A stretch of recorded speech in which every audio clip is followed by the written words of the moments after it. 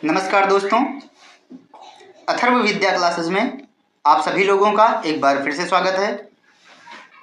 आज हम जीव विज्ञान की पहली कक्षा यानी अध्याय 1 लेकर के उपस्थित हुए हैं। आज हम लोग पढ़ेंगे जीवों का वर्गीकरण।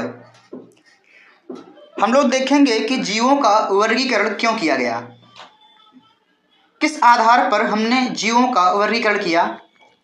तो अध्ययन में सरलता हो, यानी अध्ययन की सरलता की दृष्टि से सभी जीवों को उनकी शारीरिक संरचना, विशेषताओं, कार्यों के आधार पर अलग अलग वर्गों में बांटा गया है। हम कह सकते हैं कि उनके विभिन्न लक्षण अलग अलग होते हैं, वे अलग अलग कार्य करते हैं, उनकी शारीरिक बनावट अलग अलग होती है। इस आधार पर हम जीवों का वर्गीकरण करते हैं। विज्ञान की वह शाखा जिसके अंतर्गत जीवों का वर्गीकरण किया जाता है उसे वर्गीकी या वर्गीकरण विज्ञान कहते हैं, यानी टैक्सोनॉमी कहते हैं। सर्वप्रथम वर्गीकरण का अगर हम इतिहास देखें तो सबसे पहले ग्रीस के विद्वान हिप्पोक्रेटस एवं डेमोक्रिटस ने वर्गीकरण का प्रयास किया। इसके आगे देखेंगे हम लोग। उसके बाद में अगर हम आधुनिक वर्गीकरण प्रणाली की बात करें तो सबसे पहले स्वीडिश के एक वैज्ञानिक हुए हैं जिनका नाम है कैरोलस लिनियस। इन्होंने एक पुस्तक की रचना की और इस पुस्तक का नाम है सिस्टेमा नेचुरी। सिस्टेमा नेचुरी में इन्होंने सर्वप्रथम आधुनिक वर्गीकरण प्रणाली एवं जीवों का नामकरण किया, इसलिए इनको वर्गीकरण विज्ञान का जनक कहा जाता है। तो यहाँ से एक महत्वपूर्ण प्रश्न ये बनता है कि वर्गीकरण विज्ञान का जनक किसे कहते हैं या वर्गीकी का जनक किसे कहा जाता है, तो किसको कहा जाता है? कैरोलस लिनियस को। अगर प्रश्न ये बने कि वनस्पति विज्ञान, हम ये कह सकते हैं कि आधुनिक वनस्पति विज्ञान का जनक किसे कहते हैं, तो आधुनिक वनस्पति विज्ञान का जनक भी कैरोलस लिनियस को ही कहा जाता है। सबसे पहले इन्होंने ही जीवों का वर्गीकरण किया और इन्होंने दो जगत सिद्धांत दिया, यानी जितने भी जीव सजीव हैं उनको दो वर्गों में बांटा। और वे दो वर्ग कौन थे? तो इन्होंने जब जीवों का वर्गीकरण किया तो इन्होंने बताया कि कुछ जीव या सजीव ऐसे होते हैं जो गति करते हैं और कुछ जीव या सजीव ऐसे होते हैं जो गति नहीं करते। इस आधार पर उन्होंने दो वर्ग बांटे और पहले वर्ग का नाम था जंतु और दूसरा वर्ग था पादप। इन्होंने जंतुओं को 6 अन्य उपवर्गों में बांटा। जो 6 अन्य उपवर्ग हैं उसमें सबसे पहला है स्तनधारी, दूसरा है पक्षी, तीसरा है उभयचर, चौथा है मत्स्य, पांचवा है कीट और छठा है सरीसृप। सर्वप्रथम जीवों के नामकरण की द्विनाम पद्धति कैरोलस लिनियस ने दी थी। द्विनामकरण या द्विनाम पद्धति का मतलब नामकरण के दो पदों का प्रयोग, यानी प्रत्येक जीव के दो भाग होते हैं। पहले भाग में वंश तथा दूसरे भाग में जाति का नाम। अंग्रेजी में वंश के नाम का पहला अक्षर कैपिटल यानी बड़ा लिखा जाता है तथा जाति के नाम का पहला अक्षर छोटा लिखते हैं। इसके आगे की बात करें तो कुछ साधारण नाम एवं उनके वैज्ञानिक नाम हैं। जैसे एक तरफ हम साधारण नाम देखते हैं और दूसरी तरफ उनके वैज्ञानिक नाम कौन से हैं वो देखते हैं। जैसे देखते हैं कि मानव का वैज्ञानिक नाम होमो सेपियंस, तेंदुआ का वैज्ञानिक नाम पैंथेरा पार्डस, बाघ का वैज्ञानिक नाम पैंथेरा टिग्रिस, शेर का वैज्ञानिक नाम पैंथेरा लियो, यानी तेंदुआ, बाघ और शेर, इन तीनों के वैज्ञानिक नाम में पहला अक्षर पैंथेरा जुड़ा हुआ है। तेंदुआ को पार्डस, बाघ के आगे टिग्रिस और शेर के आगे लियो लिखा है। मटर का अगर वैज्ञानिक नाम देखें तो पाइसम सटाइवम। आगे देखते हैं, बिल्ली का वैज्ञानिक नाम फेलिस कैटस। मेढक का वैज्ञानिक नाम राना टिग्रीना। धान का वैज्ञानिक नाम ओराइजा सटाइवा। सरसों का वैज्ञानिक नाम ब्रेसिका कंपोस्टिस। चना का वैज्ञानिक नाम सिसर एरिएटिनम। गेहूं का वैज्ञानिक नाम ट्रिटिकम एस्टिवम। गाय का वैज्ञानिक नाम बॉस इंडिकस। आम का वैज्ञानिक नाम मैगीफेरा इंडिका। ये जितने भी वैज्ञानिक नाम हमने बताए हैं ये प्रीवियस ईयर परीक्षा में आए हुए महत्वपूर्ण नाम हैं, तो इनको बहुत ही ध्यान से हम लोग देख लेंगे। इसके यदि आगे की बात करें तो हम देखते हैं कि वर्गीकरण की विभिन्न पद्धतियां हैं। जैसे इसके पहले हमने बताया कि जीवों का वर्गीकरण सबसे पहले कैरोलस लीनियस ने किया। हम ये भी पढ़े कि कैरोलस लीनियस को ही वर्गीकी यानी टैक्सोनॉमी या वर्गीकरण विज्ञान का जनक कहा गया। उन्होंने जो जीव या जो सजीव गति करते थे उनको हमने बताया कि जंतु की श्रेणी में रखा, और जो स्थिर हैं उनको उन्होंने पादप की संज्ञा दी। इसके बाद में यानी यहाँ पर देख रहे हैं कि दो जगत प्रणाली के जनक कौन हैं, कैरोलस लीनियस हैं। पहला जंतु और दूसरा क्या है, पादप। हम ये भी पढ़े कि कैरोलस लीनियस को ही आधुनिक वनस्पति विज्ञान का जनक कहा जाता है। लेकिन अगर ये पूछा जाए कि वनस्पति विज्ञान का जनक किसे कहते हैं तो थियोफ्रेस्टस को कहते हैं। क्यों कहते हैं? इंट्रोडक्शन क्लास में हम लोगों ने पढ़ा था कि थियोफ्रेस्टस एक ऐसे वैज्ञानिक थे जिन्होंने हिस्टोरिकम या हिस्टोरिया प्लांटेरम नाम की पुस्तक की रचना की, जिसमें उन्होंने लगभग 500 पेड़ पौधों का अध्ययन किया और उन 500 पेड़ पौधों के पादप आकारिकी के बारे में बताया। इसके बाद अगर हम एक प्रणाली की बात करें तो एक चैटॉन नामक वैज्ञानिक हुए हैं जिन्होंने 2 एम्पायर सिस्टम दिया। उन्होंने ये बताया कि कौन से जीव प्रोकैरियोटिक होते हैं और कौन से जीव यूकैरियोटिक होते हैं। तो यूकैरियोटिक और प्रोकैरियोटिक इन दोनों की बात हम लोग जब सेल्स पढ़ेंगे तो इसकी चर्चा हम वहाँ विस्तार से करेंगे। कौन सी सेल यानी प्रोकैरियोटिक सेल्स किसमें होती हैं, किन जीवों में, और यूकैरियोटिक कोशिकाएं किन जीवों में पाई जाती हैं। वहाँ हम ये भी पढ़ेंगे कि एक कोशिकीय जीव कौन से हैं, बहुकोशिकीय जीव क्या कौन से हैं। हम वहाँ पर ये भी चर्चा करेंगे कि पादप सेल किस प्रकार की, उसकी संरचना कैसी होती है या उसके अंग कौन कौन से होते हैं। जंतु कोशिका किसे कहते हैं, ये चर्चा सारी आगे हम कोशिका के क्लास में करेंगे। बात करें हम 3 जगत प्रणाली की, तो 3 जगत प्रणाली हैकल ने दिया था, जिसमें इन्होंने जंतु, पादप और प्रोटिस्टा को रखा।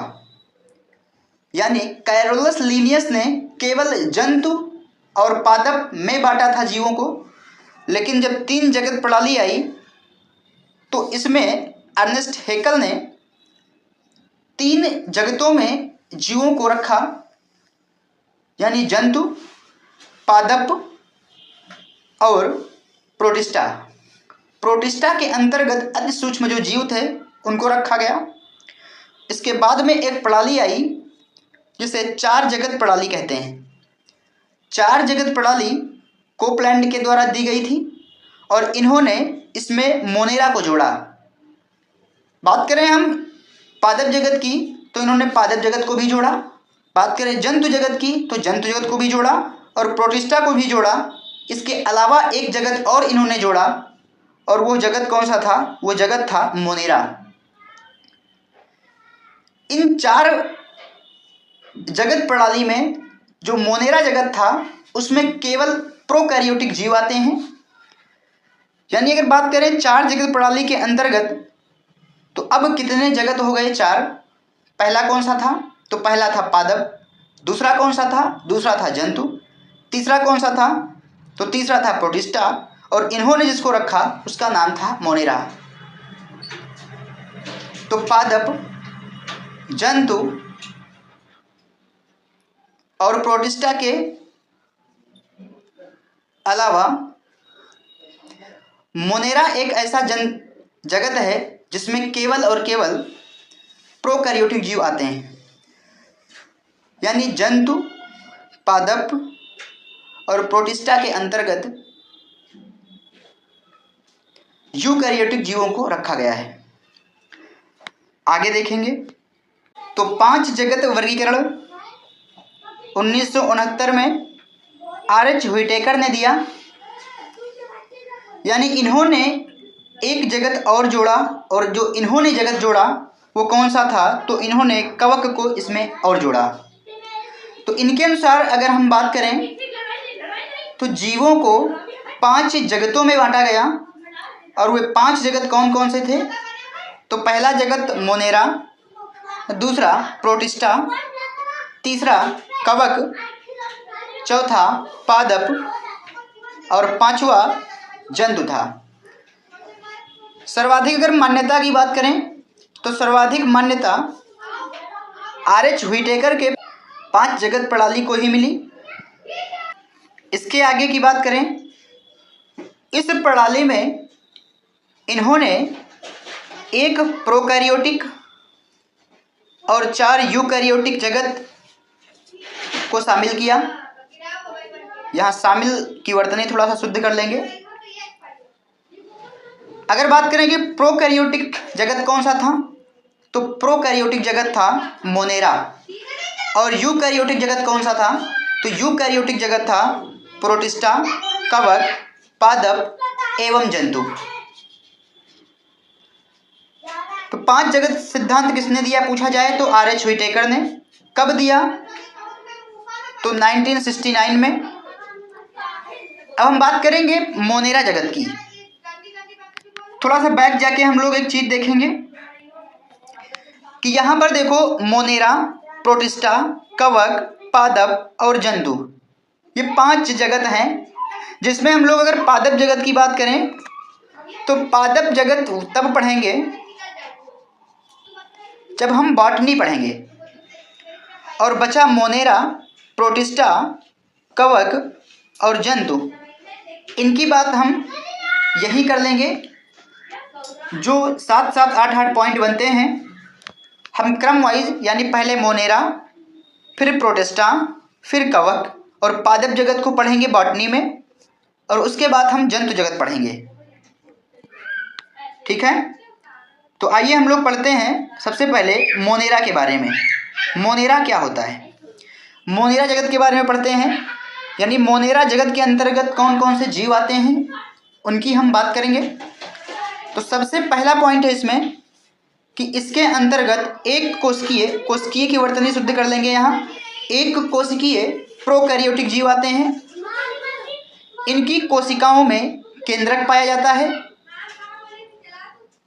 तीसरा पॉइंट है कि इनमें जनन, विभाजन एवं विखंडन या विभाजन तथा विखंडन बीजाणु द्वारा होता है। चौथा पॉइंट है कि इसके अंतर्गत आने वाले जीव स्वपोषी एवं परपोषी दोनों प्रकार के होते हैं। यानी मोनेरा जगत को भी आगे चल करके हम लोग 2 वर्गों में बांट के पढ़ते हैं। एक है आर्कीबैक्टीरिया या आर्किया, दूसरा वर्ग है बैक्टीरिया या यूबैक्टीरिया। यानी बैक्टीरिया को या यूबैक्टीरिया को हम लोग वास्तविक जीवाणु कहते हैं। क्या कहते हैं? वास्तविक जीवाणु कहते हैं। नील हरित शैवाल को छोड़कर अधिकतर जीवाणु परपोषी होते हैं। हम यह भी कह सकते हैं कि ब्लू ग्रीन एल्गी, जो नील हरित शैवाल है, वो प्रकाश संश्लेषण की क्रिया द्वारा स्वयं भोजन बना लेते हैं इसलिए नील हरित शैवाल स्वपोषी होते हैं। इसके अलावा जो जीवाणु पाए जाते हैं वे अधिकतर कैसे होते हैं? परपोषी होते हैं। आगे हम बात करेंगे कि जो जीवाणु हैं वो वास्तविक जीवाणु कौन से हैं? तो यू बैक्टीरिया हैं। कौन से हैं? You bacteria. तो जीवाणु की बात अगर हम करें तो जीवाणु एक कोशिकीय सरल जीव होते हैं। जीवाणु की खोज सर्वप्रथम या सबसे पहले एंटोनी वॉन लीeuwenhoek ने 1676 ईस्वी में की। इसीलिए जीवाणु विज्ञान का इन्हें जनक कहा जाता है। तो यहाँ से दो प्रश्न तीन प्रश्न यहाँ से इंपॉर्टेंट निकलते हैं। पहला पूछा जाए कि जीवाणु का जनक, जीवाणु विज्ञान का या जीवाणुओं का जनक किसे कहते हैं, या जीवाणुओं की खोज सबसे पहले किसने की? तो जीवाणुओं की सबसे पहले खोज एंटोनी वॉन लीeuwenhoek ने की थी। कब की? तो 1676 ईस्वी में की। और पूछा जाए कि जीवाणु विज्ञान का जनक किसे कहते हैं, तो जीवाणु विज्ञान का जनक भी एंटोनी वॉन लीeuwenhoek को भी कहा जाता है। यानी एंटोनी वॉन लीeuwenhoek ही क्या है? जीवाणु विज्ञान के जनक हैं। अगला पॉइंट है जीवाणु से संबंधित कि जो जीवाणु की कोशिका भित्त होती है, ये प्रश्न पूछा गया है प्रीवियस ईयर एग्जाम में कि उनकी कोशिका भित्त काहे की बनी होती है। तो जो जीवाणुओं की कोशिका भित्त होती है वो पेप्टिडोग्लाइकॉन की बनी होती है तथा कोशिका झिल्ली प्रोटीन व फास्फोलिपिड की बनी होती है। हम सब लोग जानते हैं कि सबसे बाहरी दीवार को कोशिका भित्ति तथा उसके अंदर जो झिल्ली होती है उसको कोशिका झिल्ली या सेल मेम्ब्रेन कहते हैं। तो जो सेल मेम्ब्रेन होती है वो प्रोटीन एवं फास्फोलिपिड की बनी होती है। जो जीवाणु होते हैं वह स्वपोषी एवं विषमपोषी दोनों प्रकार के होते हैं। इनमें पूछा गया है कि जीवाणुओं में जनन कैसा होता है। तो अलैंगिक जनन होता है। अलैंगिक जनन, लैंगिक जनन क्या होता है ये जब हम रिप्रोडक्शन लेसन पढ़ेंगे तो वहाँ इसकी बात कर लेंगे। तो ये पाए कहाँ जाते हैं अगर हम बात करें तो ये वहाँ उपस्थित होते हैं जहाँ कार्बनिक पदार्थ उपस्थित होते हैं। यानी नम स्थानों पर, भूमि जहाँ गंदगी होती है वहाँ क्या पाए जाते हैं? बैक्टीरिया पाए जाते हैं, यानी जीवाणु पाए जाते हैं। आगे हम लोग बात करेंगे कि जीवाणुओं का आर्थिक महत्व क्या है। आर्थिक महत्व की बात करें तो कौन कौन से ऐसे जीवाणु हैं जिनसे हमें लाभ प्राप्त होता है, कौन कौन से ऐसे जीवाणु हैं जिनसे हमें हानि मिलती है, यानी हमें ऐसे कौन से जीवाणु हैं जो हानि पहुंचाते हैं। तो सबसे पहले आइए देखते हैं कि ऐसे जीवाणु कौन से हैं जो हमें लाभ देते हैं, यानी लाभ में सहायता करते हैं। तो सबसे पहला जीवाणु पढ़ते हैं राइजोबियम जीवाणु। कौन सा जीवाणु? राइजोबियम जीवाणु। राइजोबियम जो जीवाणु होता है वो दलहनी फसलों की जड़ों में पाया जाता है। तो बहुत बार प्रश्न यहाँ से ही पूछा गया है कि दलहनी फसलों की जड़ों में कौन सा जीवाणु पाया जाता है। तो राइजोबियम जीवाणु दलहनी फसलों की जड़ों में पाया जाता है। आगे की बात करें तो नाइट्रोजन ग्रहण करके जो जड़ें होती हैं, जो ये राइजोबियम जीवाणु होता है वो नाइट्रोजन ग्रहण करके उनकी उर्वरता को बढ़ाता है। दूसरा जीवाणु है लैक्टोबैसिलस जीवाणु। लैक्टोबैसिलस जीवाणु का काम क्या है? तो वो दूध का दही में परिवर्तन करता है। कई बार प्रश्न पूछा गया कि दूध का दही में परिवर्तन कौन सा जीवाणु करता है। तो लैक्टोबैसिलस नामक जीवाणु दूध का परिवर्तन दही में करता है। जैविक खाद्य उत्पादन में कौन से जीवाणु भाग लेते हैं? तो जैविक खाद्य का उत्पादन मृतोपजीवी जीवाणुओं के द्वारा होता है और जिसका नाम एजोटोबैक्टर है। चाय का उपचार किस जीवाणुओं के द्वारा होता है? तो बैसिलस मेगाथीरियम के कारण चाय या कॉफ़ी का उत्पादन होता है। ये चाय या कॉफ़ी का उत्पादन या उपचार बैसिलस मेगाथीरियम नामक जीवाणु के कारण होता है। आगे हम लोग देखते हैं कुछ जीवाणु ऐसे हैं जो प्रतिजैविक यानी एंटीबायोटिक का उत्पादन करने में मदद करते हैं जैसे स्ट्रेप्टोकोकस ग्रीसस से स्टेपोनोडेसिन का निर्माण होता है। स्टेपोनोडेसिन एक प्रकार की एंटीबायोटिक दवा होती है, मेडिसिन होती है, जिसका निर्माण स्ट्रेप्टोकोकस ग्रीसस से होता है। आगे अगर हम बात करें कि एरिथ्रोमाइसिन का निर्माण किससे होता है। एरिथ्रोमाइसिन यह भी एक प्रकार की प्रतिजैविक दवा है, यानी एंटीबायोटिक मेडिसिन है। एरिथ्रोमाइसिन का निर्माण किस जीवाणु से होता है, तो स्ट्रेप्टोकोकस थूरी नामक जीवाणु से, स्ट्रेप्टोकोकस थूरीथ्रिडस नामक जीवाणु से एरिथ्रोमाइसिन का निर्माण होता है। तो ये कुछ थे लाभ। अगर हम इनकी हानि की बात करें कि इनके द्वारा कौन कौन सी हानियां हो सकती हैं जीवाणुओं के द्वारा, तो अगर हम हानि की बात करें तो क्लोस्ट्रीडियम बोटुलिनियम यह एक ऐसा जीवाणु है जो भोजन को विषाक्त बना देता है, यानी विषैला बना देता है। दूसरा, विसल्फीकरण का मतलब होता है कि एक डिसल्फोविब्रिन नामक जीवाणु जो मृदा की उर्वरता को प्रभावित करते हैं। आगे माइक्रोबैसिलस थायोबैसिलस नामक जीवाणु मृदा में उपस्थित नाइट्रेट एवं अमोनियम यौगिकों को, नाइट्रेट भी होता है और नाइट्राइट भी होता है, तो नाइट्रेट एवं नाइट्राइट एवं अमोनियम यौगिकों को स्वतंत्र नाइट्रोजन गैस में बदल देते हैं, जिससे पादपों में नाइट्रोजन की आपूर्ति होती है। तो रोग वाले अध्याय में जीवाणु से होने वाले सभी रोगों की चर्चा करेंगे हम लोग। मोनेरा हम लोग पढ़ चुके हैं। मोनेरा के बाद में अगला जगत हम लोग अगली क्लास में पढ़ेंगे। तो आज के लिए हम लोग इतना ही रखते हैं। आप लोग ज़्यादा से ज़्यादा इस चैनल को सब्सक्राइब करें और करवाएं, लाइक करें, शेयर करें और अपनी राय बिल्कुल दें। क्लास कैसी लगी, कंटेंट कैसा लगा। अभी बहुत अच्छा कंटेंट मिलने वाला है इस चैनल के माध्यम से। सभी लोग उन सभी को बताएं जो कॉम्पिटिटिव एग्ज़ाम की तैयारी करते हैं, और सभी लोगों को अपने परिवार अथर्व विद्या क्लासेस से ज़रूर जोड़ें और इन फ्री यूट्यूब क्लासों का फ़ायदा ज़रूर उठाएं। तो आप सभी लोग अथर्व विद्या क्लासेस से जुड़ना ना भूलें।